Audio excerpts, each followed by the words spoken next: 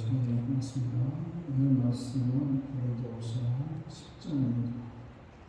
10장 3절부터 5절까지를 정리하고 있습니다.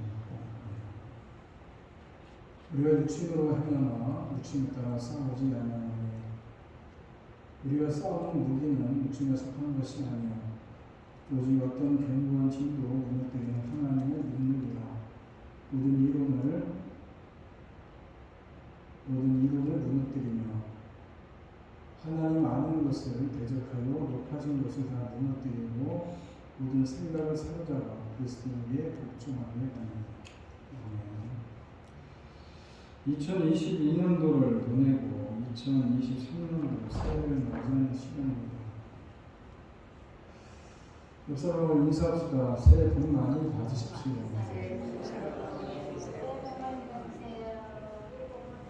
여러분의 가정에 하나님의 은혜와 평강이 여러분을 축원합니다. 송구 영신 예배, 몇 것은 지나가고 새로운 것은 맞이하는 그런 시간입니다. 전에 같으면 12시 시간 맞추느라고 12시까지 기다렸다고 예배를 드렸는데 사실은 그렇게 별 의미가 있겠습니까? 그래서 요즘 8시에도 들고 7시에도 들고 또 어떤 경우는 4시에도 들었다고 얘기하면서 어찌되건 시간이 문제가 아니라 우리가 한 해를 보내고 한 해를 맞이하는 시간에 주에서 예배 나와서 예배 드리면서 한 해를 정리하고 마무리하고 한 해를 새롭게 준비하는 시간이 그래도 중요한 일이 아니겠습니까? 그래서 남들은 지금 막내들보다 추천드리는 시간이지만 그래도 여러분들 한 해를 잘 마무리하는 시간이고 주님의 은혜에 감사하면서 보내는 시간이고 또 한 해를 믿음으로 또 한 해를 주님께 간구하며 한 해를 또 맞이하는 시간입니다. 어찌됐건 새로운 한 해를 맞이하면서 이번에 짧지만은 강력한 메시지를 좀 나눠볼까 생각을 하다가 오늘 본문을 생각이 났습니다. 오늘 본문을 읽으면서 느끼셨는지 모르겠지만은 이 본문 속에는 전쟁 용어들이 많이 등장합니다. 싸움에 쓰이는 강력한 무기, 견고한 요새, 무찌르고 쳐부수고 사로잡아서 복종하고 이런 전쟁 용어들이 나오는데 사도 바울이 왜 이런 전쟁 용어를 여기다 썼겠느냐 분명한 의도가 있었지 않겠습니까? 무엇보다도 우리는 비록 육체의 무기로 싸우는 전쟁은 아니지만 영적인 전쟁을 싸우고 있다는 것을 상기시키는 겁니다. 특별히 고린도 지역에 있는 고린도 교회 성도들에게 보내는 편지 아닙니까? 고린도후서가. 고린도 지역은 영적으로 그리고 많이 문란했던 곳입니다. 우상숭배가 만연했고 여러 가지 음란한 행위들이 벌어지고 그러는 가운데 여러 가지 법적으로 고소하는 일도 있고 그런 가운데 우리가 세상이 전쟁터 같은 그 세상 속에서 우리는 세상적인 무기를 가지고 싸우는 사람들이 아니라 영적인 무기를 가지고 싸우는 사람들이다라는 것을 보여주기 위해서 그들이 이해하기 쉽게 이 전쟁 용어를 많이 사용하고 있습니다. 사실 사람들은 흔히 세상 살아가는 것을 전쟁터와 같다고 많이 빗대서 얘기합니다. 그렇습니다. 지난 2022년도 한 해를 살아오면서 가만히 돌아보면 참 치열한 삶을 전쟁을 치렀습니다. 팬데믹이라는 것이 3년째 지속이 되고 지금도 마음대로 끝나진 않았지만 이 팬데믹의 상황과 현실이 우리 삶에 큰 도전이 되었고 그래서 한순간 방심하기만 해도 힘겨운 생활을 맞이해야만 되는 정말 전쟁 같은 도전의 삶을 지나오지 않습니까? 그래서 오늘 3절의 말씀에 우리가 육신을 입고 살고 있지만 육전을 따라 싸우는 것이 아니다. 이 구절에서 말하는 것처럼 그리스도인은 주어진 이 치열한 삶의 전쟁을 하며 살아가고 있지만은 우리 그리스도인들이 치르는 전쟁 방식은 믿지 않는 사람들하고는 좀 다르다 이런 얘기입니다. 다시 말해서 우리 그리스도인들은 세상 사람들이 믿지 않는 사람들의 방식으로 삶의 전쟁을 치르지 않는다는 것입니다. 그들의 방식은 강력한 무기를 사용하고 그저 무찌르고 그래서 결국에는 굴복시키는 그런 전쟁 아닙니까?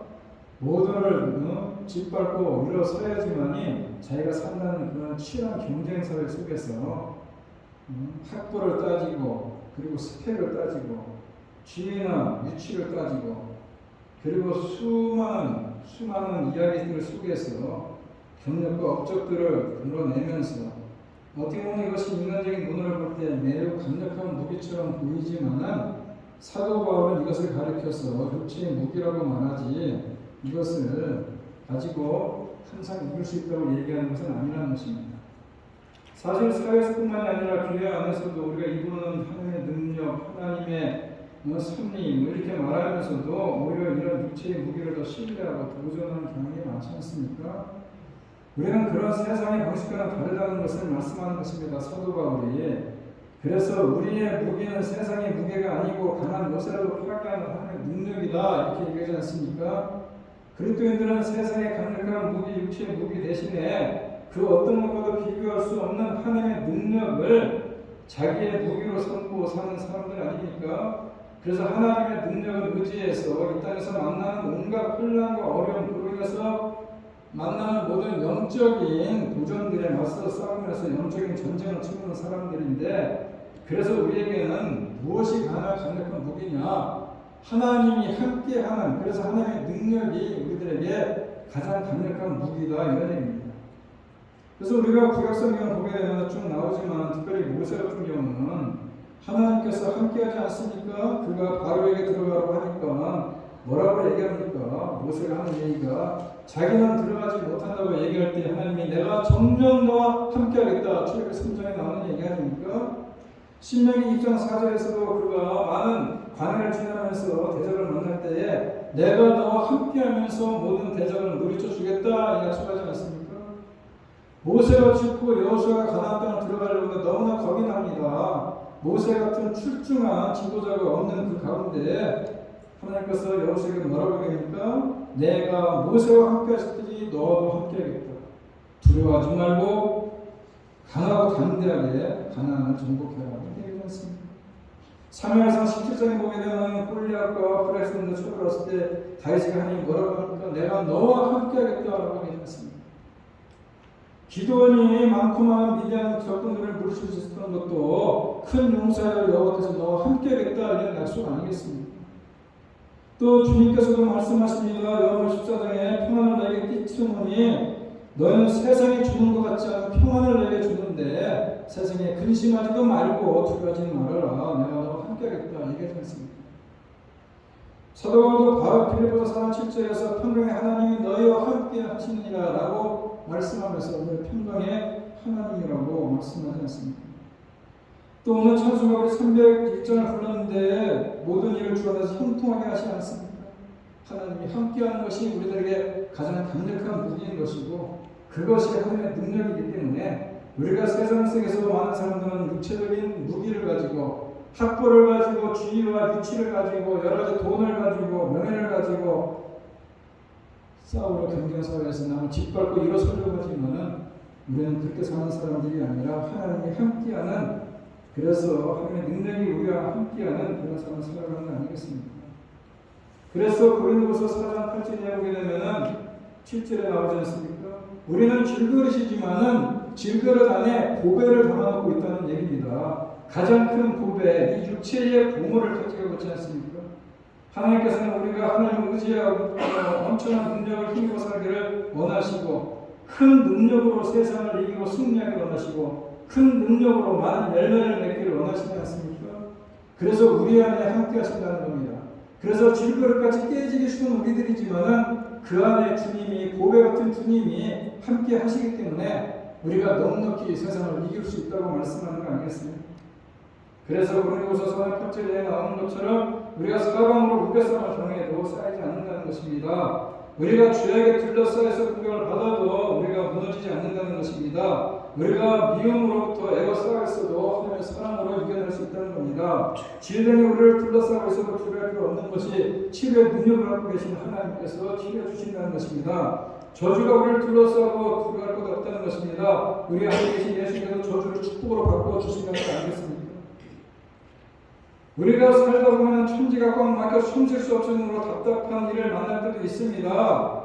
어떤 때입니까? 출애굽 때 모세가 이스라엘 백성들을 끌고 나왔는데 앞에는 홍해바다고 뒤에는 애굽군대가 쳐들어옵니다. 답답한 모습 아닙니까? 앞으로 나가자니 그렇고 뒤로 물러서니 그렇고 그래서 이스라엘 백성들이 뭐라고 합니까? 왜 우리를 끌고 와서 이곳에 출근하느냐? 차라리 노예로 살 때가 더 좋지 않았느냐? 그럴 때 모세라고 뭐라고 얘기합니까? 너희는 가만히 있어서 오늘날 하나님이 너희들에게 베푸실 구원을 봐라. 이 정도로 하나님을 의지하고 하나님을 무기 삼고 있지 않습니까?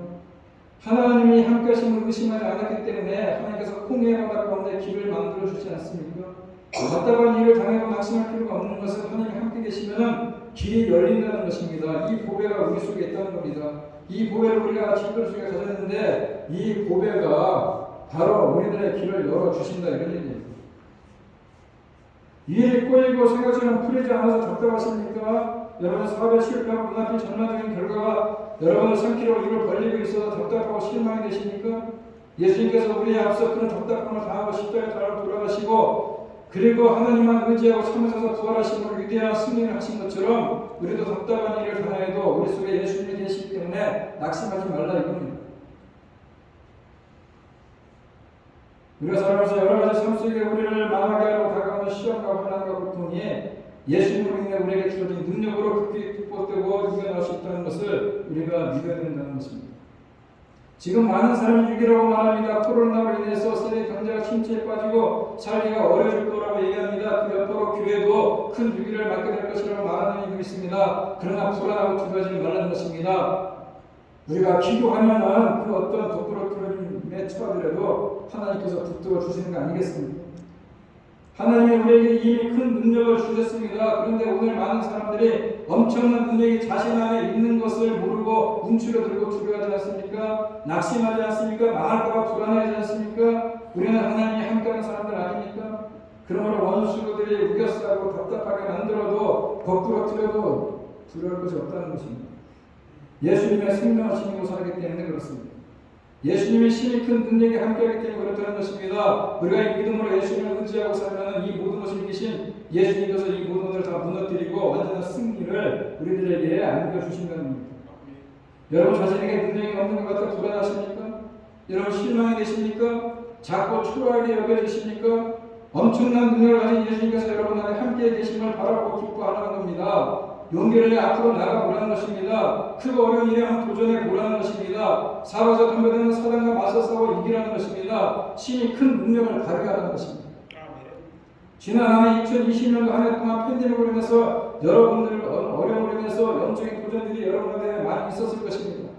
육신의 고통과 삶의 아픔들 그리고 마음의 낙심과 절망이 우리들의 일상을 많이도 괴롭혔을 것입니다.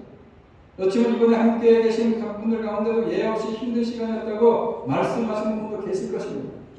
그러면서 그 도전으로 인해서 믿음을 저버리거나 믿음의 길을 떠나지 않고 이 자리에 앉아있는 것 자체가 하나님의 감사한 거 아니겠습니까? 이것이 축복 아니겠습니까? 이제 우리는 몇 분 후면은 2023년이라는 삶의 길을 새롭게 시작할 것이고 그 길도 여전히 여러 가지 도전이 우리 앞에 기다리고 있을 것입니다.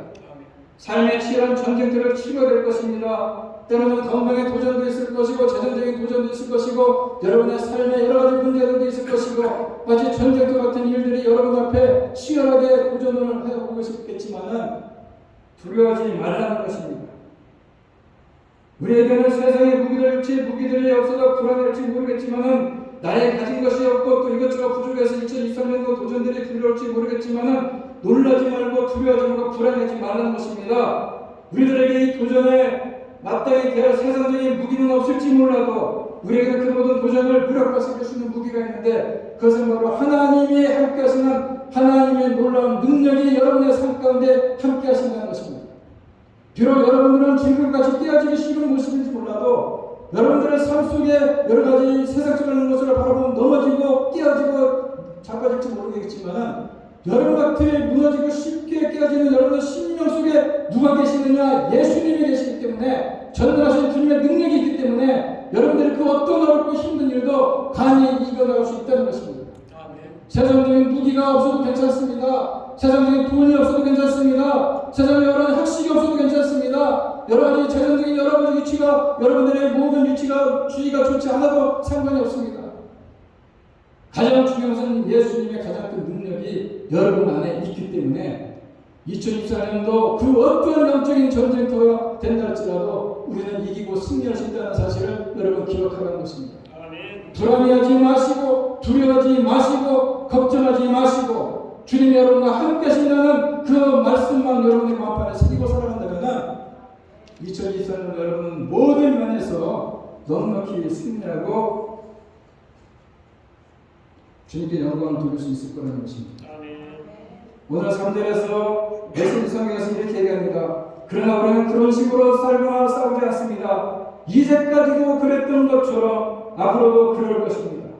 우리는 세상이 가르쳐주는 무기들을 의지해서 이기려는 방식으로 살거나 싸우지 않는다는 얘기입니다. 어차피 코끝에 숨이 먼저 지금 다 끝나버리는 인생들을 의지할 것이 아니라, 아니면 별거나 말을 의지하는 것이 아니라 지금까지도 그렸던 것처럼 지난 2022년도 그 어려운 팬데믹 상황에서, 그 어려운 코로나 가운데서도, 그 어려운 경제적인 상황 속에서도 우리가 믿음을 저버리지 않고 믿음의 길을 떠나버리지 않고 주님과 함께를 통해서 오늘 이곳에 있었던 것처럼 2023년도에도 우리가 주님 앞에 그분의 능력을 신뢰하고 그분의 능력을 믿고 그분께 엎드려 간구하고, 그래서 그분께서 그 믿음 안에서 우리들에게 큰 능력을 베풀어 주신 그것을 무기 삼아서 우리는 이걸 2003년도에도 우리들에게 모든 도전들을 무력화시키고 무너뜨리고 승리하게 될 거라는 것입니다.